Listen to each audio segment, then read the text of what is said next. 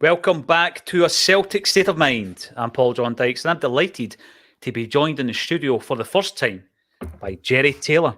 What do you make of it, Jerry? I've been promoted to the broom cupboard. It's a broom cupboard, and you're not as peely-willy as I am in the broom cupboard, but it is definitely a grey vibe in the broom cupboard, isn't it? There is. Maybe for the lighting, but not how I'm feeling. I'm definitely no feeling grey, mate. That's for sure. No, and why would you after that weekend? I'm just back from Glasgow. We went for our wander around Paradise this morning with, once again, Stevie Mullen, old school Acsom contributor. And after last week's, loads of people got in touch saying, bring Stevie back. There's a bit of an online campaign for Stevie Mullen to be brought back to Acsom. And we do listen to your feedback. So we did round 2 today down at the Rock, and that will be available at some point tonight. Now, a couple of announcements to make, and I'll be putting them on the socials as well. First things first, we did a wee test down at James McGrory Park, and we will be live streaming the game on the Acsom channels, YouTube, Facebook, Twitch, Twitter, wherever, LinkedIn, wherever you watch your daily dose of Acsom, you will be able to watch the live stream. It's going to be St. Roch's Select versus Celtic Select, and it's going to go out live free of charge. We might be able to tie that in with some kind of fundraiser. If you want to chuck a couple of pounds into a good cause, we will make that available on the day. Jerry and I have a lot to talk about. We're going to be talking about another big win for Celtic, another win that I think galvanises the relationship between Brendan and not only his team, but the fan base as well. And then, Jerry, the aftermath. So we're going to have to talk about it. We don't like talking about other teams here at the Celtic State of Mind, but we're going to have to. It's big news. We've got to. It's a great weekend, mate. I was actually away working for you at St. Roch's for Acsom, doing a bit of promo on the day the match was on. St. Roch's basically kicked off, and there was about 15 minutes left of the game, right? So we're in watching the game in the St. Roch's with this. What would you call it? When you drink your coffees and all that. Anyway, but we're in there. The clubhouse. Sorry. Yes. Or the pavilion. The pavilion. So I'm up there with wee Wido, Lisa McLean, and the guys in St. Roch's were brilliant. So we're watching the game, and they're like, right, they're about to kick off out there, so we should probably go out and watch their game. We've been invited. But then most of them didn't go out either, so we thought, right, we'll just keep watching. And then we were 1-0 up, and then all of a sudden, boom, the telly froze. And we're like, so we've all piled out to watch the game. So what you're saying is my live stream's not going to work. Cheers for that. I was buzzing about the live stream there. To be fair, I think they were using somebody's phone. Right. Connection at that point. So we went out, and then Wido, he's like, he's got it on his phone, so he's just went, oh no. I'm like, you're kidding me on? Is it one each? And he's like, aye. So we've kind of run back in to see if we can see it, and that telly's cut again. We went back out, and he's like, it's 2-1. So we're trying to keep the noise down so we don't tell anyone else to score. While there's another game on with St. Roch's. It was absolute madness, but excitement, eh? What a game that would have been to be at. I wish I was there. Well, plenty of the Acsom crowd were at the game. Obviously, we talk about it all the way leading up to the actual whistle, and then in the aftermath as well. And we focus entirely on Celtic because it was early kickoff as well, so we didn't have one eye on another game or any of this kind of stuff. And then afterwards, we all know what happened, and we're going to talk about it. But going into that game, we had spoken, Jerry, about this relationship between Brendan and the fan base. Now, you kind of live and die by it, what you say about your opinion on a manager coming back and a manager leaving, a player you think is good, bad or indifferent. But when Brendan came back, I just looked at the situation and I thought, we know what he can do. There is a potential to suggest that he's got even better since he's left. When he's gone to Leicester, he's won a trophy. He's got really good league placings in his first 2 full seasons, done well in Europe. He's come back. We know what we're getting. But the flip side of that, Jerry, is, and I've said this a few times, Celtic are an emotional football club. And I remember someone telling me that Celtic are an emotional club whereby, if someone does the dirty on you, you take it personally. And we did. And we absolutely did. And I think there was a lot of people, Jerry, when he came in, that he still had to win over. Aye, there might still be a couple now, just out of absolute stubbornness. But yeah, it was... I think at the time there was a lot of us on here that said what other better option could we have had? And I didn't think we'd have got him back. I didn't think he would have came back. But yeah, I think slowly but surely he's starting to build, if he's not built them already, the bridges, with just a couple of stragglers still to come across. But he's doing all the right things. What I will say, you know me, I get very excited over things. And at the end of that game, I was buzzing. However, I also remember how frustrated I was at the game during the game as well.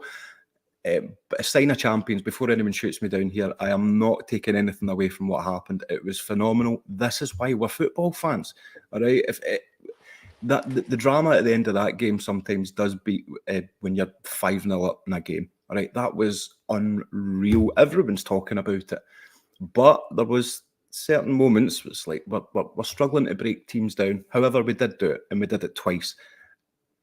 A moment in the game where I didn't think. Remember a few weeks ago, mate, we were talking, I think it was the St Johnstone Kilmarnock game.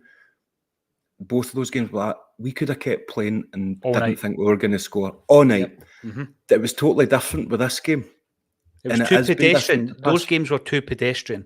And I think I'm going to defend the team. I'm going to defend Brendan in that respect. Obviously, we bounced out a cup, which is never nice as a result of one of those games.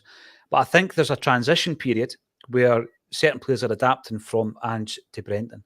And you're looking at a guy like Hatate and you think, why should he adapt? He's so good. Why should he adapt? Well, because Brendan's a gaffer. So he can't play the way that he was playing when Ange was the manager of the football club. He now has to play the way Brendan wants him to play. And I think he's struggled. And in amongst that, he's had the injury. So I think that's happened to a few players. I think Greg Taylor is the same. Although I think there has been a compromise of sorts with Brendan moving in more of an inverted role. So he's kind of struggled, but he's adapting.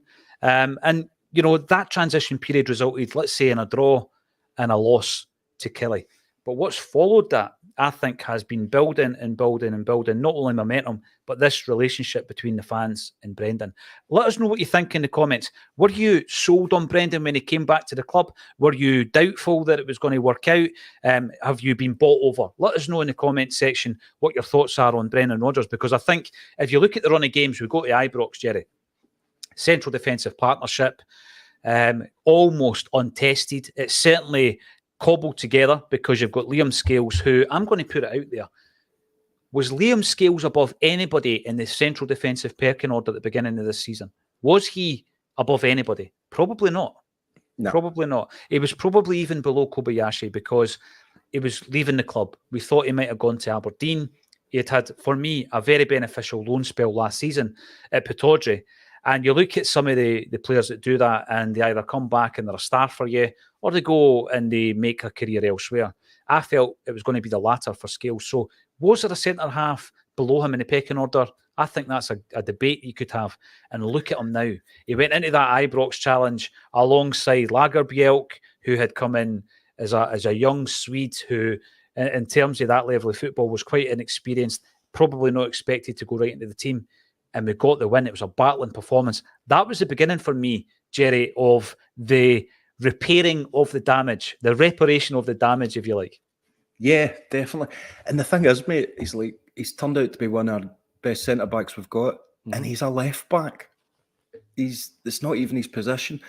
It's been great. It was great seeing him, I think it was yesterday, come out and said how it's been tough for him for the past couple of years and how he's really enjoying it. And it's great to see. Great to see. Going to be an interesting one with CCV coming back just to see what happens at the back there. But he's not put a foot wrong, really. He has a couple of wee mistakes that he's rectified, but you wouldn't hold them against him.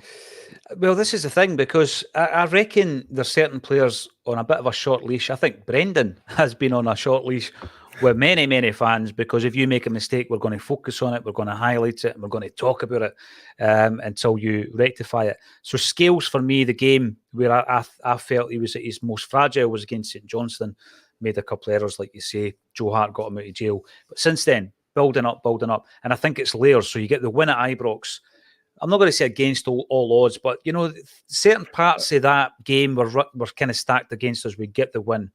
You play in the Champions League and you lose 2 men, but we don't capitulate. That's the positive you can take from that. We then play a game against Livingston. We lose another man. This time it's Shagoli. but we're able to come through a tricky tie away at the Tony Macaroni. And then you come up against a Motherwell side who are bang on form. People might say they lost their last 2 games, but bang on form in terms of what they're achieving under Kettlewell. And it looked unlikely until Palmer scored, and then it looked even less likely when Spittle got the equaliser. But then you're starting to dig into the mentality, the personality, the character of this side, and to get that win, it gives everybody a boost. Jerry, I say everybody. There's certain people in the same city who didn't get a boost. They got boosted out the building. But, I'm just seeing this relationship with Brendan. I think it's key. I think that, and I want to see what the comments are in the comments field there. Is it changing your mind about Brendan? I don't think it's as entertaining, Jerry, as Ange Postecoglou. But I can't remember a better moment. There's been as good moments. I can't remember a better moment than when Matt O'Reilly scored so late in the day. I know. Do you know what? That's a Brendan Rodgers thing as well. But like you were saying as well yesterday, I think, or on Saturday, this wasn't just an Ange thing. We never stop. It's a Celtic thing. When you look at Tom Rogic for the treble, the invincible treble against Aberdeen, dying minutes, that kind of thing as well. Do you know what? I want to go back, sorry, because I was thinking something. See, with Scales, do you know what I think made him as well? See the Feyenoord game, mate? It just seemed like every 2 seconds, just get back to Scales. At one point, I was like, leave the boy alone, will you? Give him a wee break, because that was just and he did great. It was always going back to him, and I think that was part of the making of him as well. I think he even mentioned that he felt like he can play with these big boys now, going back to my bike analogy, it's like, can I race with these big boys? But it's great to see. Great to see. Well, there was a very good quote that I read this morning with Scales. And on the one hand, he pinpoints the Feyenoord game because he was talking about the fact he had not played at that level. So on a personal level, it was a big challenge. And I think he proved to himself, as well as proving to other naysayers, that he can play at that standard of football and at that level. And then the interesting part of the quote for me was at the very end. He says, there is always room for improvement. So I like that. Because the minute you start thinking you're untouchable because you've had a few successes down the line, that's dangerous. That's where you become complacent. That's where you start to believe your own hype. That's when you make a mistake and they'll be out with the arrows and you'll be getting fired at immediately. And that's what happens at a club like Celtic. Let me know your thoughts. Yes, it's a positive Monday afternoon. Jerry has joined the mothership. It's the Acsom boys in full effect. I'm sitting right to your left. You can see me through the window. I keep going, there's somebody, I can hear somebody talking, but it's you. It is me. Although the Oracle is in the room, he will be coming back on Friday. He is in the room, Jim Moore. He refused to come on because obviously he did once every 2 weeks and he's not going to move away for that. I think it's because I'm on, he doesn't want to. He's hiding it the way there. Just the way I follow you. Talking about being in the room, Stephen Sloan is in the room. If you want to comment on the live stream on YouTube, then all you need to do is subscribe to the channel, which is a free channel, obviously, on YouTube. You don't have to pay anything on there, and you can get your live streams every single day. Acsom is also committed to creating fully produced content. On a Monday, we do a Wander Around Paradise. We've got a big interview this week that will be coming out. Probably the biggest name I've ever interviewed. I've got to say that as well, Jerry. So that'll be out this week as well. And there's a few other things, like something that was devised by our very own Jerry Taylor, and we'll come back to it, called the Acsom Challenge.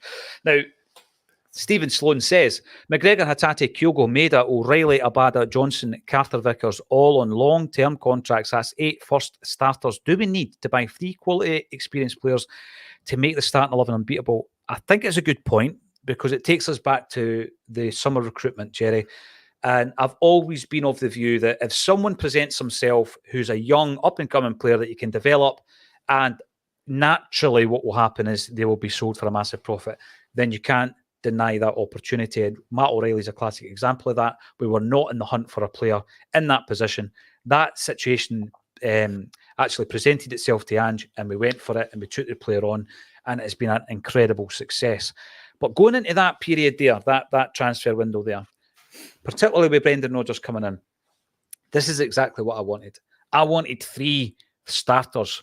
I wanted to spend that money that was spent, but not on 9 or 10 players. I wanted the 3, unless an absolute gem was to present themselves to us. And we might have a gem, actually, within those 9. I think Holm has shown signs. Yang, who wasn't great at the weekend, has shown signs. There might be a gem in there. Palmer looked all right at the weekend. But we want to buy 3 players who will become, and by the way, on that note, are there 3 from that clutch who might become the unbeatable 11? Is Palmer one of them? We've seen a flash of brilliance from him at the weekend. I take what Stephen says, though, but it will lead us on to this conversation, Jerry. Prior to the game, we were already feeling really positive due to the announcement that both Hatate and O'Reilly had signed on their immediate futures to Celtic. How important is that to the football club? Because it's not a cliche, it is a cliche, but it's a cliche for a reason. It is as important as buying a player. Definitely. I don't remember a season where we've tied down so many top players on such big contracts all around about the same time. The security is great. I'm loving that. And it's the security of that we've got them. And if we are going to lose them, then we're probably going to get a lot more money than if they're on the smaller contracts. But it looks like we're really building something for the future. He took a little bit more time to convince Hatate by the looks of things. But to have these players at our disposal, knowing that we've got them for 4-5 years, it excites me for the future. And I honestly can't remember when I've had so many important ones all tied down at the same time.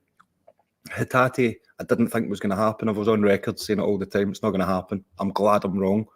Hopefully that will give him that spark that he needs to get him back up to the form that we all know him for. Aye. Well, some great business, mate. Great business. And to sign your contract, right, and then to get the winning goal in that manner, unreal. I know. You can do no wrong at the moment. I mean, I already professed my undying love for Matt O'Reilly over the weekend. It was a very emotional screenshot I loved that. I hadn't noticed how, the reaction of Kevin McCluskey at the time. But yes, Lloyd Jepson, talking of the Acsom team in the room. We've got Lloyd here. Hope everyone had a lovely weekend. I wonder what you could mean by that, Lloyd. Always good to see you. Jungle Lion. This is dedication. Jungle Lion goes on holiday, still tunes in. Love it. Great to hear from you. And Paddy. I just picture him going down the water slides there. Yes, I know, eh? Yeah. Exactly. Aye. Well done, Jerry, with the Acsom challenge. Really enjoyed it. I kind of just swept over that because there's loads to cover today. But Jerry, you came up with a challenge. Yeah, obviously you've been getting stuck right into the St. Roch's versus Celtic rivalry. There's a great connection between the two clubs. You know that just by looking at the name of the park up there, James McGrory Park. As you walk in to the committee room, there is a beautiful mural on the right-hand side, and there's a picture of the Scottish Cup winning team, and in the front row, a 16-year-old James Edward McGrory playing for the Rock. We obviously signed him for Celtic. We signed him at Cathkin Park for Celtic. He went on to become the greatest British goal scorer of all time. Or let's rephrase that, the greatest goal scorer in British football history. Yeah, I'm not going to call him a British footballer. Right, he was a Scottish footballer, and by the way, he should have got more caps for Scotland. But the guy was incredible. There was a world record 10 grand fee bid by Arsenal to sign him from Celtic. He said no. He stayed at Celtic for the entirety of his senior career, other than a brief spell on loan at Clyde. And he scored against Celtic when he played there. So we brought him back very quickly, and he scored for fun for the rest of his career, going on to become the manager, signing all but 2 of the Lisbon Lions for Celtic, who obviously were then coached by Jock Stein to win the cup with the big ears. Yes, so we're down there. Great connections to the club. There's other connections as well, but Jimmy McGrory being the main one. And we've now got a connection with Jerry Taylor because he was up. What was the challenge? For anybody who hasn't seen it, give us your spiel. Get them to get on the channel and watch the challenge.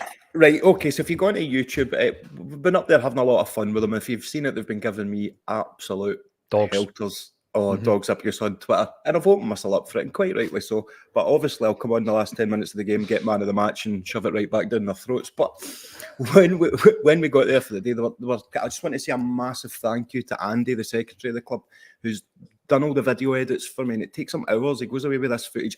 So basically, I go up there and just say, point a camera, and I had wee Wido and Lisa McLean for Twitter, big Twitter followings, and we were doing a challenge, them against me. I was representing Acsom. They were representing St. Roch's. So, Paul John, you set us some challenges, which was I'll not give too much away. It was a keepy-uppy challenge. Raging at that, by the way, mate, because I'm a keeper. I'm raging that none of you's got any double figures. I'm sorry, I've let the cat out of the bag, but come on. You could give me a golf ball. You could give me a golf ball or a bouncy ball, and I would beat you. I only used 1 foot, I know. I noticed that. So we had a keepy uppy challenge, a hardest shot challenge, and the crossbar challenge, which I don't know what was worse. In my defence, I didn't have boots for the second part of the challenge because wee Wido and Lisa took them off me because I was the only one that had boots on. They were slipping all over the place. But we went for a challenge, and basically, I won't ruin who wins, but the loser had to get a tattoo of the opposing team name. So if I lose, I've got to get a St. Roch's tattoo, and if they lose, they're going to get an Acsom tattoo. So if you go and look at the video on YouTube, and you'll see the final result of who has to get the tattoo. And it was just a bit of fun we don't need to promote the game because it's sold out, but any promotion for St. Roch's themselves, because they are a fantastic club. If you can get a chance to go and visit and watch a game, go and do it. It's like a great family atmosphere. I was getting pelters, but in a good way. All the fans were great, really welcoming. Go and check them out if you can. Community club, that's what it's all about, and they do some great community work, and obviously the community has responded when the centenary game was announced, and obviously it did sell out and it sold out very quickly. Within 48 hours, all 800 tickets have gone. I've had a lot of people getting in touch saying, is there any way we can get in? And I'm not just saying this, the only way at the moment that you can get into that game is by sponsoring a player. So if you are interested, if you've got some kind of platform, or if you have a business and you want to sponsor a player, and there is a whole package around that, you get the match-worn jersey signed by the player, you get your advert up on the scroll bar of the live stream, you will appear in the programme. There's a whole package. You get into the hospitality suite, which leads us on to the next announcement, because I said there was 2 announcements. The hospitality suites is the same clubhouse that you were talking about, right? And in there, you will be met by a former Celt who can't play because of the recovery of an injury. He can't play, but he will be in there, and he says to me, he loves mingling. And the player in question is none other than Frank McAvenny. So no danger, hospitality. Yes. Have I not even told you that? Brilliant. No, because you know I'm a gossip. That's why you never tell me that. tell you none. So Maka will be in there, and he will be basically there hosting you pre-match, half-time, full-time. You can go and coming to the game. Your sandwich and your wee brew and all the rest of it. Brilliant. So if you are interested and you want to get behind the Rock, you can sponsor the player. There's still a few players available. And by the way, there's still a few players to be announced. So I've got a few under my hat for that one as well. That's the second big announcement of the day. It's getting live streamed, and if you're a sponsor, you can mingle with Maka. Can I just say something before you carry on, mate? Go for it. When I was up at the game, I want to say there was so many people, mate, wanted you to, well, is Paul John here? I was like, no, he's going to be there for the game. Loads of folk, but there was a guy, Stevie. I was watching the game, big, massive cigar. I'm sure it was Stevie. If I've got that wrong, I'm sorry, mate. He wanted to say he's a massive fan of the show, and Brilliant. He loves. So he came up and he went, just say, I really love that Liam guy and John Paul. I was expecting to say he liked me too, and he went, so can you pass that on? I went, aye, no worries. I'll tell them that you like them, mate. But the buzz round the place, there was loads of people, big fans at Acsom. So what you do on the show is fantastic, guys, and it's getting a big reach. No, it's great. And, you know, whenever I speak to anybody who says that they watch it, I love it, because when we set it up on the visuals, you get the usual worries about whether or not people will realise you're wearing a Matalan jacket and you're still wearing your 2001 hairdo and all that. But once you get over all that and get called Gash Nesbitt, Leanne Dempster and everything, then people know who you are. So you're not just a voice or a podcast. Yeah, that's my favourite. And when people come up and actually say it, I'm not lying, it makes a world of difference. We had it last Monday. It set me up for the week. Somebody coming up and saying that they love listening to Acsom. So thanks everybody for your support, because obviously you guys are what makes us. I mean, 1100 on a Monday afternoon, tune in to Acsom to talk all things Celtic. There's loads more to talk about in relation to the Motherwell game, the upcoming Lazio game, and what's happened across the road or across the city. David Boyle, this is now the time. This kind of goes on from Stephen Sloan's comment to get a proper succession plan in place. And Ball doesn't a year-on-year European team. I find it interesting that Brendan Rodgers has obviously looked at the squad. He's spoken to Michael Nicholson. He mentioned it because he said about Matt O'Reilly that, you know, he's told Michael Nicholson what he wants, and it's down to him to then deal with the player. And he's gone out and he's got it. I find it interesting that some of these guys were in discussions with the club under Ange and they didn't sign. They've been in discussions with the club under Brendan. They have signed. I think Brendan's outlook isn't certainly one of short-termism. And I'm not saying Ange was, but obviously in the back of Ange's mind, if a move came up, he was going for it. People are probably shouting at their screens, this is Brendan Rodgers, he'll do the same. I think there's a difference in Brendan since he came back. I think there's a different focus. Will he be here for longer than 3 years? I wouldn't put my money on that. But I think that he's definitely got a focus that when he leaves, there's going to be a wave of players, perhaps by that stage, joining Jota and Starfelt elsewhere. But we'll be in a good position, Jerry. We'll be in a position where the hardcore of the group's there. Some of the guys that we maybe signed in this pre-season window will have come to the fore, and then it is a succession plan so that, we don't wait to the last minute to replace Joe Hart. We don't wait to the last minute to bring in a left back, and then in the meantime play someone who maybe isn't up to scratch. I want to talk about the goalkeeper position in actual fact, because leading into the game, I've got to admit it was a bit of a concern of mine, and I was even trying to convince anybody who would listen that we should play Siegrist. Bain gets the nod. Bain makes 2 brilliant saves. All credit to Scott Bain, because, Jerry, you're a goalie, right? He made 1 appearance last season and he has played 60 minutes of competitive football this season. He goes into that game against Motherwell, and without those 2 saves, completely different outcome. Aye. Everyone knows he's not our first or second choice, but what he did to come in under that pressure. Now, nobody's going to tell me that he's not been on Twitter seeing all the comments about him. Because every time you see a negative, especially as a player, you hold on to that. You'll be carrying on, you become heavier and heavier. To do what he did, to go on, to blank all that out and just play your game. As a goalkeeper, I don't know if it's just me, but the anxiety you get sometimes, like even just the most tame shot coming in, because you make that mistake, it's a goal. You don't have one of your pals behind you to save you, to get you out of these mistakes. If you make one when you're a striker, midfielder, defender, there's nobody behind you. All the pressure's on you, especially playing behind a central defensive partnership that isn't your first picks. Yeah. But I think he did everything that he needed to do. There was some people said that he got muscled off the ball. I don't think he did for that time. I think he was fouled. As soon as you go up as a goalkeeper, you're in the air. Your feet aren't planted in the ground. The slightest touch is going to move you. And this is what people don't understand about goalkeepers. Obviously, I'm the union, but when you're up, your feet aren't planted so you can keep yourself steady. The slightest touch, he got a proper nudge and his body goes that way and he lets go of the ball. That was a free kick. So I don't think he did make any mistakes. Has he got mistakes in him? Yes. He needs that time. I'm not saying he's going to be the first choice goalkeeper. I just feel sorry for him. He can't get that run of games. I hadn't played in about, I'm not comparing myself to a professional goalkeeper here. I hadn't played in over a year, mate. And see, when I went to St. Roch's for training, the simplest of balls is going to take me a good couple of days at least of practice just to get to the easier ones. So I feel for goalkeepers. I know they're training every day, so they won't have that problem. But rust, nerves, we don't help. We don't help sometimes with players. We pile those nerves on them by the negativity, which we've got every right to say. They've got every right to listen to. But it's just, we've got to be careful sometimes, I think, getting on the backs there, players. I've been bad for it. Right. Couple of things you've said there, and you're spot on, right? So every single day we talk for at least an hour about Celtic. There's been days where something's happens and we'll come back on for what people call an emergency broadcast. But it is a bulletin after all. So yeah, it's a news bulletin. But there's a train of thought where, and a lot of people have said this to me that I've met, you never criticise Celtic. You never criticise a Celtic player. You never criticise a Celtic manager. Never do it in public. If you're watching a game and someone doesn't have a good game, you are going to comment on it, Jerry. And it's nothing personal.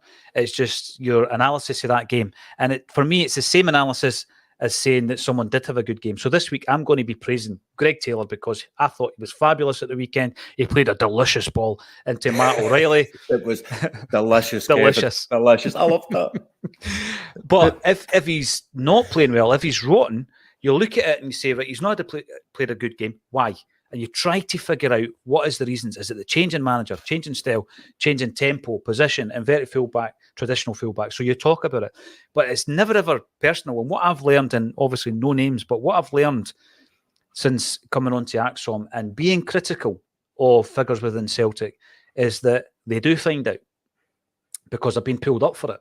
They do find out either directly or indirectly. They will be told that you've said something And some people might be that way inclined to actually pull you up for it. So, yes, I don't think it's going to change the way that I approach. And I use the word analysis loosely because I'm not an analyst. But my view on the game, Jerry, you've got to be honest.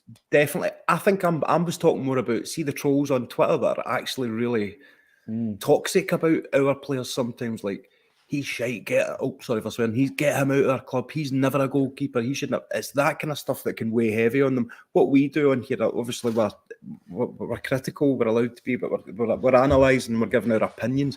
But as a player, like, see as an actor, see if we're doing a show and somebody writes something about our show, we're in that dressing room all talking about it. Look at that. Mm-hmm. Of course, they'll all have fake profiles, funny fake profiles. They'll probably even run it by the manager. Look, sorry if we just see. I mean, we won't post anything. Look at the picture. Remember, in fact, the gif's being used just now, but it's Brendan Rodgers with the old team, and they're all looking at the phone laughing in the training ground, right? You know that they're showing them something, right, about what's been said about them. They will use that. Sometimes they probably use it to their advantage, like water off a duck's back. Oh, look what this is saying, look what it's saying. But also, when seeing all that negative stuff, if you're not getting games like Scott Bain and you live in this country, and you know what I mean, it must be really, really tough. So good on him for his attitude, because some players would have been, nah, I'm away. I'm not taking this. Like some other clubs, players who've been getting absolute pelters from their fans. No, you're right. But see the thing that you're saying there, I remember a great interview with Jurgen Klopp, and fair play to him. In this day and age, he is able to shut out the noise. He says it doesn't exist in his life. Someone in a press conference asked him about the flack he was getting from Liverpool fans on social media. He said, social media does not exist. It doesn't exist in my life, therefore it can't harm me. You know, I don't feel the negative vibe from that because I don't do it. Obviously, in our game, we do it. Football is a massive thing, social media for footballers. There's a brand, there's sponsorship, there's an engagement, I think, which is more important than all of that other stuff. An engagement with fans that they can tap into, probably unlike any other period of football, because, yes, there was a time where if you got down early enough, you could maybe speak to Celtic players walking from Celtic Park to Barrowfield, and sometimes they would nip in for a roll and sausage on the way up as well, Jerry. And that's kind of been lost, especially with Lennoxtown being out the roads and all that kind of stuff. That side of things which has been lost. They used to get sent to Celtic supporters dances and you know, annual events and stuff. That doesn't happen so much now. So I can see the benefits of social media in terms of the engagement. They've got to engage. And I love it sometimes where you see a top profile footballer doing a straight to camera shout out to somebody who's having a hard time. I've seen Paul Merson recently doing it for an Arsenal fan. And you think that can be really, really powerful. So that's brilliant. So, you know, Chris Sutton's brilliant for it. Yes. Chris Sutton, anytime somebody's like, oh, watch this, he's going to get bombarded now. Can you say happy birthday to my daughter? He does that because he knows what it means. That will make their whole week, month, year. I know. You know? Can I even throw another one in? Go for it. Oh, Duncan Ferguson's quite good at it as well. Sorry in advance. Big Sorry in Inverness advance. Manager. Yeah. Aye. He does it, and he's done it quite a bit. Humans, mate, humans, we always go back to this. Like, it's the human factor, and that's what makes you buy into it even more. Aye. But the thing is, well, maybe Big Dunk should do a straight to camera to Jock McStay apologising for sticking a head in him. Double denim. And I mean it, by the way, because I don't think Jock McStay, for me, is the guy. He's the forgotten guy in that saga. Is he the Falkirk player that he was playing with Raith Rovers? Raith. And he was a cousin, I think, of Paul and Willie and Raymond McStay. But he's the guy that gets forgotten about. Because at that time, he's a boy that's been assaulted, right? All the focus is on Duncan Ferguson. They all want him to play for the national team. So, you know, he ends up going to jail and all that kind of stuff. You look at what it did to Jock McStay's career, because I don't think he was supported. He wasn't supported as a footballer. So, you know, if ever there's an apology for Big Dunk, now's your time, now that you're back in the country. I remember it was one of my first proper memories as a kid when it happened, because I was quite young. And I remember at school when we were playing, everyone was going to be putting the nut in each other for a laugh because they thought they were. It's a done thing. The dunk thing. Well, this is it. I'm at a kid's, a wee bit of self-disclosure. How I spend my Sunday mornings, I'm at a kid's party. Anybody with young kids knows that every weekend there's a party of some description. I've just started going to them randomly now. But there was a group of footballers, 6-year-old footballers. They're all pretending to be Haaland, Ronaldo. And so you're right. They copy the superstars that they see on the telly. Mark Bairn was just running about with the ball in his hands. He's still practicing. He's got the skills of his old man. Double denim, afternoon Acsom and fellow hoops. As weekends go, they don't come much better than that. Loving the resilience in our team and cheekily annoying the implosion. Right. Should we have a wee chat about that implosion? I've not seen a meltdown like this since Ice Age, mate. I'm telling you. It's incredible. Unbelievable. Well, I say unbelievable. It's not. It's totally believable because there was a comment that I think maybe JP Mason retweeted or commented on himself with regards to, and this follows Chris Sutton's comments about Gerrard being a success in Scotland, and he's talking to one of his English counterparts down south, and he says, was he? He won 1 trophy in 9, right? Yeah. And then I think I'd need to verify the quote, but I think Chris Boyd spoke about the fact that they've won 1 trophy, one league it is, and he questioned whether they would have won it if it wasn't behind closed doors, if you like. And I think that's key to what we're about to talk about. I'm not going to labour it. What I'm going to do is I'm going to tie it in to something I said at the beginning of the season. Celtic, you've got to look after your own backyard. Absolutely, 100%, you've got to do that. You can't be looking at what other teams are doing and then try to match them and all that kind of stuff, because you know that if you do your thing right, and like Stephen Sloan said before, if you've got 8 key players and you can buy new guys in, add a bit of flair in and around them, great. So we're fine as a football club, as a squad, we're strong, money in the bank and all that. But I said at the beginning of the season, you've got 4 teams, I think, who should be strong every season. I used to think Dundee United were the 5th, or if you like, the 6th team, but they're at the league at the minute.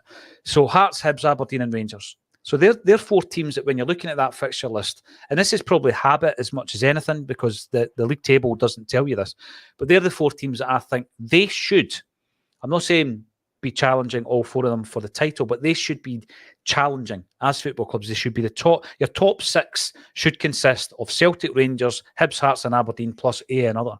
What we've seen obviously is if a team's well run, like St Johnstone in recent times, they'll do better. St Mirren this season, Motherwell this season, in years gone by, Livingston have done it. But they're, for me, 4 big teams, and I said at the beginning of the season that 2 or 3 of them would lose their manager. And I don't mean because a big club in the EPL are looking at their manager. They're going to sack their manager at some point this season. Already, Hibs and Rangers have sacked their managers, Jerry. And there has been a real implosion. And I don't think it's going to get any better. Now, they've got their interim management team in place. Whoever they interviews up to them. If they don't get their act together, are they even going to finish 2nd this season? This is where we're on dodgy territory, isn't it, for screen grabs and stuff like that. Let's enter the dodgy territory. Let's do it. I sent a message to someone, and I'll show you at the end of the season. At the beginning of the season, I kind of called this, going by some friends who support the other team. They didn't have their heads in the sand. They saw their new signings and just weren't keen. I don't know what's happening. I think you've called this right. I think there might be a struggle when it comes to this weekend. I get the fright of my life there with that photo there. Somebody walked in. What was I saying? Right, let me go back. I've totally distracted myself with that picture. I think it's who is it? Sam Cook. Sam Cook. Yeah. Sam Cook. Right. Let me take this back here. What was I saying? So you sent a text, and you think that text will be a Nostradamus style text? I think so. Come Saturday, come this weekend, we play first, so we could go 10 points clear. And now, I don't want to get ahead of myself because people need to realise that this isn't over yet, because we've been here before. St Mirren could still push us a lot further, what they've been doing. But I think they're going to split them. I don't think they're going to get second. People will think it's foolish. People will be looking at us going, come on. But seriously, they're in free fall at the moment. Aye. What might happen to St Mirren is their gaffer might leave. I'm not saying he's going to Ibrox, but he's done so well there. He's done so well at Motherwell. You know what you get from Stephen Robinson. He's going to build a team that's very, very difficult to beat. I don't know, if he works without, if he doesn't have the constraints of the financial element, if he works as well. I think there's a lot of managers who work better that way. People like Martindale, who I don't rate as a manager personally, but I think he works well within the constraints of a team like Livingston, and he'll do okay there. And I think Robinson's like that with a team like St Mirren or Motherwell. and some of the other teams I mentioned, Hibs, Hearts, Aberdeen, they're underachieving football clubs. And I've spoken to fans of those football clubs in the recent past, and they feel the same. They underachieve season on season on season. You know, they should be going into a season thinking we're going to have silverware. Why not? Why should a capital club not be looking to win silverware every season? Why should Aberdeen, you know, let's be honest, you know, no real, they're a one club city. You know, there's no buses leaving Aberdeen to come down to, I don't think, Glasgow to watch Celtic and Rangers. They're supporting Aberdeen up there, are they not? I know that we've got open CSCs and all this kind of stuff way up in the north of Scotland, but in terms of these clubs, these are underachieving. But again, if they just keep their heads and they actually, you know, they don't bottle it, and it comes into January and they strengthen again, we might be in a situation where they don't even come second, and that would be, for me, tremendous, even though I'm concentrating on Celtic. Franny Weldon, Shettleston boy up north. There he is. Another one bites the dust. There we go. Now, that's the only Queen you're going to see on this show. And Mark, hail, says Mark.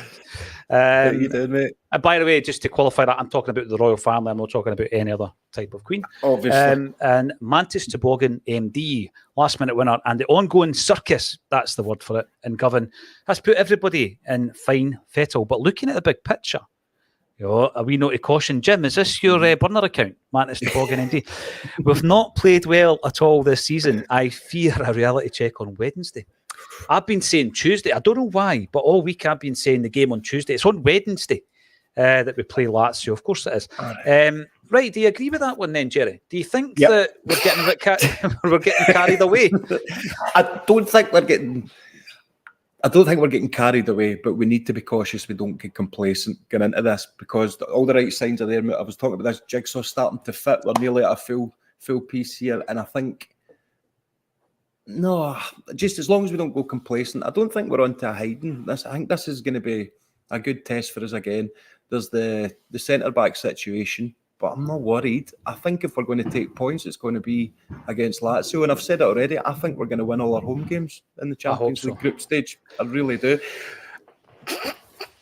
Spoiler. Sorry, that's spoiler alert. Yeah, Atletico Madrid's going to be tough. I mean, you know, I think all three games, but it will be tough though, yeah. But I'm going back to what I said about Brendan. We're getting a manager who is coming back to the club, and he's not a worse manager, that's for sure. There's a likelihood that he could be better than he was when he left us, with the experience that he gained at Leicester for those 4 years or so. And I think part of that is a pragmatism. So going back to that previous point, you can watch Celtic this season and for a moment put all the issues to one side with regards to injuries and say, let's look at the performances. Are they playing well? It's maybe not as nice on the eye, Jerry, but there is really an approach, I think, from Brendan Rodgers. Kevin and I mentioned the Aberdeen game where he basically just killed the game for 25 minutes, then stepped it up and got the third goal because he brought on Yang, a wee bit of magic in the box, sets up O'Reilly. So I think we can do that now, whereas before it was just we're in fifth gear constantly. We Ange, fifth gear constantly. And you've got to be entertaining. You've got to score as many goals as you can. If they score 4, we'll score 5. But Brendan doesn't have that mentality. And I think that there is a pragmatism to him whereby when we're going into these games, I thought he'd done brilliantly. I thought his game plan was brilliant against Feyenoord. And Liam Skills mentioned that right up until the second sending off, he thinks the game plan was working. And I don't disagree with it. And I think we're going to go in on Wednesday night against Lazio, and there's going to be a game plan. And even if after 65, 70 minutes, if it's nothing each and no much has happened, Jerry, I think Brennan will be standing on that sideline thinking, great, that's my game plan. Now we're going to go for it. We're going to go for the jugular here. By the way, how good was his celebration? Did you see it from the stand, running onto the pitch?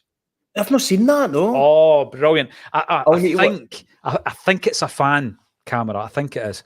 And we score the winner, and obviously it's bedlam. It's bedlam at that side of the park. The fans are going absolutely wild. And he loses it for a minute. He loses it. And he runs onto the pitch. And it's almost like he checked. I'm thinking, you've got a fair distance to go there. You've got about 50 yards to get to the goal and start hugging Matt O'Reilly. Was he trying to save all the Wains that had run onto the park again? Maybe. It might have been assured he was going for it, to be fair. And then he reminds himself, oh, wait a minute, I'm the Celtic manager and this is getting beamed across the world.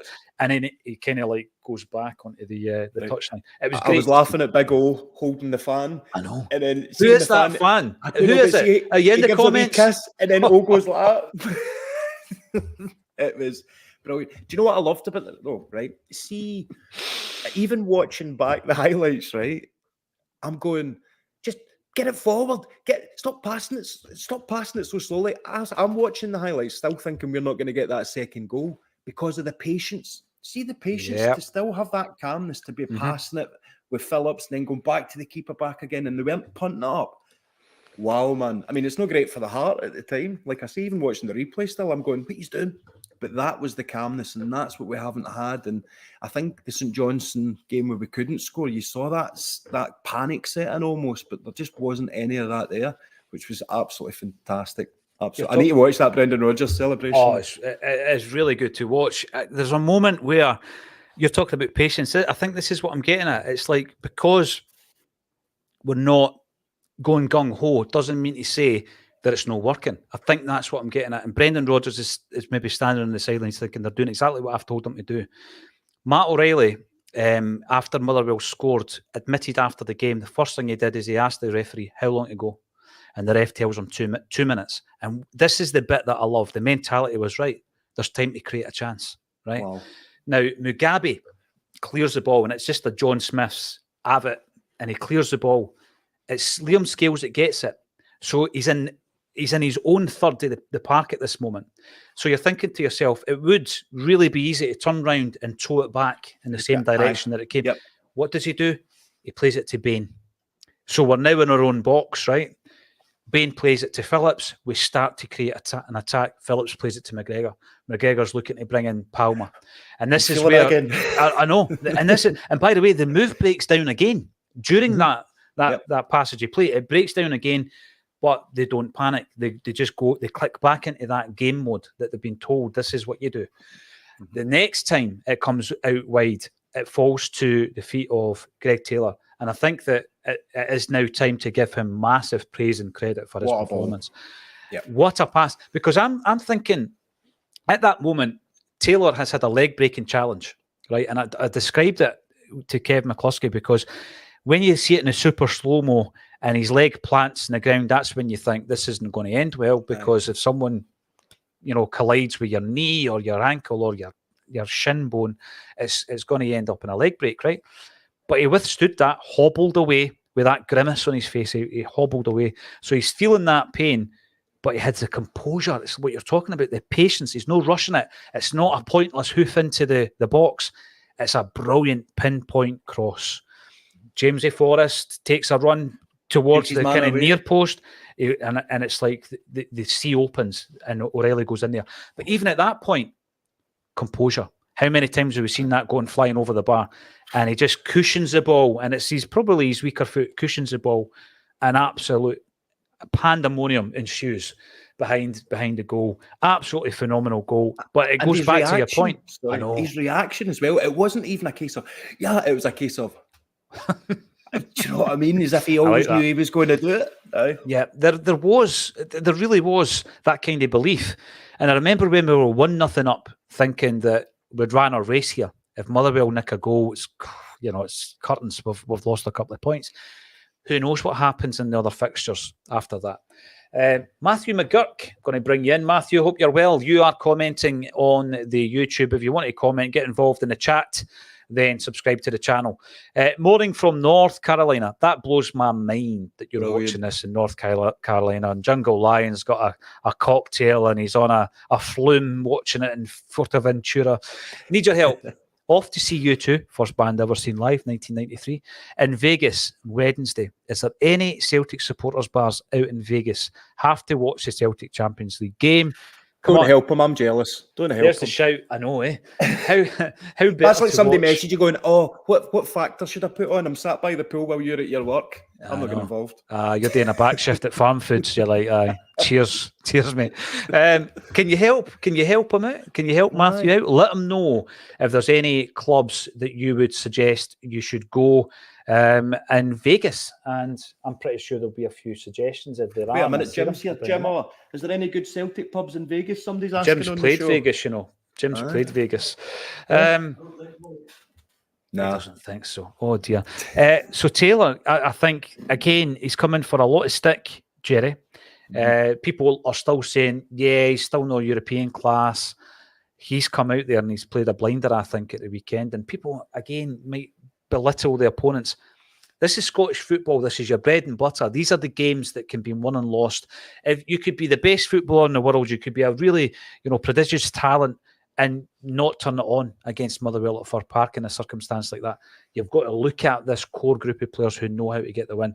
I thought Taylor, Scales and Bain, all from the defensive third of the park, were outstanding at the weekend. And we move on to the kind of more attacking players. Matt O'Reilly. I've said previously there's a ceiling to some players in the Celtic side that is very, very high. We've got a bid for 10 million quid.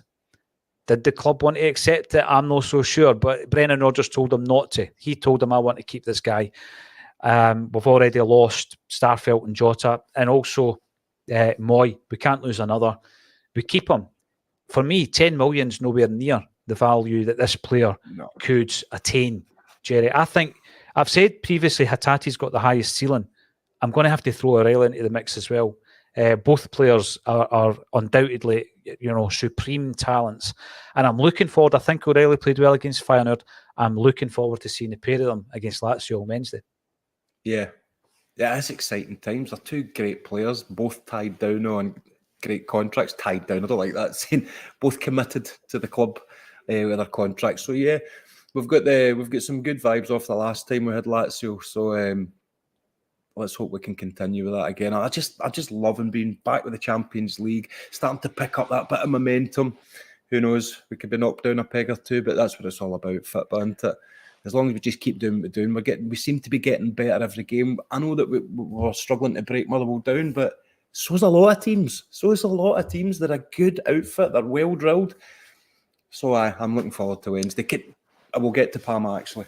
Sorry. Well, Kevin McCluskey made a really good point at the weekend, and he said that the expected goals against Motherwell was 1.1. They've been defending so well this season that if you're scoring 2 goals, you're almost doubling what you would expect to score. So his concern was at 1-1, we're not scoring another goal against Motherwell because they're so good. It's shutting up shop. So again, fair play to the likes of Taylor for keeping his cool, O'Reilly for keeping his cool, Forrest for making that wee run to the front post. One of the big discussion points you've mentioned, Palmer, was who starts at right wing at the weekend. And by the way, I don't think that dilemma has been answered by the performance against Motherwell. So let's say we've got 3 genuine contenders for the right wing jersey. You've got the guy who started at the weekend, Yang. You've got the man who replaced him in Forrest. And you've got Palmer, who obviously replaced Maida, but he scored the opening goal. Who do you play against Lazio and why? Right, now, you know how I like looking at body language? Right? I think that the players think Palmer's the best they've got. Watch the reactions when he scores. There was 3 or 4 of them, like actually pulling them towards him, looking them in the eye and going, see, look, you did it. Do you know that way? It wasn't just a case of well done, wee man. It was, look at Alistair Johnson when he's trying to catch him with a celebration, then he ends up just going, oh, on you go, away and celebrate. Have you seen that? He just pushes him towards the crowd. Yep. But I'm a big thing on body language. But if you look at the players, they looked over the moon, go, yes, now you'll kick on from here. I think they want him in the team, just going by their reactions. He's the 3rd best dribbler in the Champions League this season. You know Palmer. That, aye? Palmer, after one game, brilliant stat. Yeah. After one game, he's the 3rd best dribbler in the Champions League. So whoever, it might even been one of the Acsom guys that posted that. So if it was, cheers for that stat. I've just stole it as my own. But yeah, I mean, I know it's only one game, but still, he was trying really Jerry, hard. You can't judge him in that one. Aye. A thief nicks something, but a genius steals it and makes it their own. There you go. Not sure who That's said right. that. Quentin Tarantino said that as well. Well, I've just nicked it. There you go. Red Scotland. When Motherwell scored, I knew we'd still win it. I love the positivity. Felt it in my water. It just felt wrong for that to end a draw, and so it proved. We've also got Connor. I tell you something, Corvo, your team's doing all right, eh? Newcastle United. Aye. Taylor played a beaut, pass to O'Reilly, perfect height and right amount of power, and it landed on O'Reilly's feet. Wonderful. I'm going to tell you a wee story if you've never heard me talking about this one, Corvo. I used to, I don't have a second team. I'm like the Celtic player who would be interviewed in 1983 by the Shoot magazine. Who's your favourite Celtic team? Your second favourite team? Celtic Reserves. That was it. So every Peter Grant, Celtic Reserves, Paul McStay, Celtic Reserves, Tommy Burns. Who would you most like to meet? The Pope. That was the two things you always knew Celtic players were going to say. I'm the same, right? I'm not really interested in any other team. I like the politics, obviously, of St. Pauli. But I used to go and watch Newcastle because my circumstances were I was up and down to Newcastle a lot. I used to go and watch them. And I was at a game. Right? And my mate who I was with, he was a Newcastle, maybe still is, a Newcastle fan. And the fans were not happy this day. They were playing Arsenal, right? And the halftime score read, Newcastle United 0, Arsenal 4. And my mate was like, right, I'm walking out, protest, I'm walking out. I'm thinking, well, bought our tickets. Let's watch the game. I'm a neutral. Let's watch the game. No. So he storms out in the half. Hope you're watching, Boatsy. And then I followed him. I followed him at the stage. Protest, all the rest of it. And we went over to the pub. Corvo, let us know if you can fact check this. Know that we were there, but all the wee moments. We went over to the Boozer, which is quite, in my mind, it's quite nearby, called the Strawberry. I think it's called the Strawberry, right? I might be wrong.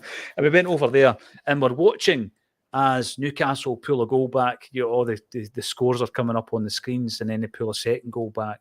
No way, man. Honestly, in the Strawberry, there's loads of Newcastle pictures all over the walls and that. And I'm like, all right, 4-3. That was the 4 each game. That was the big, massive comeback. No. Honestly, the 4 each game. I'm pretty sure Joey Barton was playing for Newcastle. Hold on, the 4 Liverpool Newcastle. I remember it was Stan Collymore not playing in that game. That was another game. That was the previous 4-4. This was the Arsenal one, right? Got you. Aye. And that was all the chat. This is the best game in the Premiership since that game you've just mentioned, Liverpool-Newcastle. And Jack Wilshere was playing for Arsenal and he was outstanding. Anyway, I'm digressing. Sorry, just welcome to the show, Corvo. You're welcome. Can I give you this one, right? This is for the comments. I don't know if anyone knows this one, just because the Newcastle. I'll give you a quick teaser, see if anyone gets it. There's one icon, right, that has scored an overhead kick for Newcastle in an FA Cup final and saved a penalty for Man United in an FA Cup final. Which icon was it? Answers on the scoreboard, please, on the board. Please do, because I've not got a clue. Do you know that one, Jim? Absolutely. Don't have a clue. Jim's who that might be. Aye, Jim might know. We never stop, says Mark Weston, and you would be absolutely right. Jungle Lion thinks that it's better winning with a last-minute winner than winning 5-0. I get it. The outpouring of emotion was incredible. Pete McGee, Aberdeen and Dundee United are the biggest underachievers when you consider their history, even in Europe. You know what? Every time a club seems to be doing all right, they'll not strengthen when they should. They'll lose their manager. They'll show a lack of ambition, and then they'll retreat back to mediocrity. And that's what we see in Scottish football all the time. And then you've got guys like Davidson at St Johnstone punching way above his weight, winning a double at St Johnstone. You've got Motherwell and St Mirren this season. They are punching above their weights. But these teams that were mentioned, they are perennial underachievers in Scottish football. JGI, James's experience to make that run, to drag the defender away, Frey O'Reilly, left O'Reilly all that empty space for the winning strike. Yes, you've got to give him credit. Will Brendan play him on Wednesday night? I can see he's thinking if he does, if that team comes out and it says Forest, he's got the experience. You've got Palmo on the bench as a weapon to bring on. You've got a situation where you could swap both wingers. You could bring Palmo on the left, Yang on the right. I can see why you would do it. Brendan's the guy that used to say that the team that ends the game is as important as the one that starts. Now, yes, there's been a meltdown over at Ibrox. They've sacked their manager. They've got a team that isn't playing that well. They've signed a lot of players that don't look that great. And their fans are revolting. You know what I mean? There is a revolt. Yeah. There is a revolt. Yes. Sorry, don't clip that. there's a revolt, and there's empty seats and there's booing and all that kind of stuff. But Celtic, on the other hand, are looking forward to a Champions League encounter against Lazio on Wednesday night. Now, Jerry, I want to get your thoughts on the game. How do you see that one going? I think we're going to be cautious the first half to 60 minutes. I think we're going to see a different type. I think we'll see the two banks that we saw against Feyenoord. We were just keeping them, what's the word I'm looking for? We're basically keeping them out of box for the first 60 minutes. I don't know. I'm guessing here, but I think that he's going to be a bit more reserved compared to what he's been in Europe in the past with us, by basically just going out and trying to hammer these teams. So I'm quietly confident at home. Do you know what? It's about time. I remember Neil Lennon saying, bring back the Thunder. I don't think we've had the Thunder in the European nights for a while. I'll probably get pelters for this too, but we're getting beat far too much at home the past recently. Celtic Park used to be a place where everyone was scared to come to because they couldn't pick up points in Europe. And it seems to have gone the opposite way, and we need to get that back, and that starts this week. Right, my prediction is 2-0 Celtic. Oh, you want my prediction now? 2-0 Celtic. 2-1 Celtic, I'm going. 2-1 Celtic. 2-1 Celtic. Yes, let's do it. Brian, again, you remember Celtic v Newcastle opened the new Celtic Park 1995. I remember it well. So do I. Wasn't that John Hughes' debut? His debut for Celtic? And he might not have played, actually. He might have went and picked up Rod Stewart from the airport. One or the other. David Ginola played for Newcastle. I do remember that because he was meant to be signing for us. I don't mention that very often. I'm not still hurting all these years later. Right. I've got to thank everybody, 1,200 strong, on a Monday afternoon for joining us in the chat. That is a delicious amount of people to be checking out on the show. Sorry, Kevin McCluskey described a pass as delicious. Kevin Delicious McCluskey from now on. That's your nickname, Big Delicious. Got to remind them. It's been an absolute pleasure to join you guys and also Jerry Taylor over in the last hour. And I'm away to have a wee catch up with Jerry and also Jim Orr. Please join us again at 12:30 tomorrow. And check out Jerry's Acsom challenge. Should we do more of them? Who would you like to see doing the challenge? Would it be an Acsom contributor? Would it be an ex-player? Let us know and we'll get it done. Because to be fair, I think, you know, the hardest shot could have been harder. The bar could have been hit more often. It's a learning process.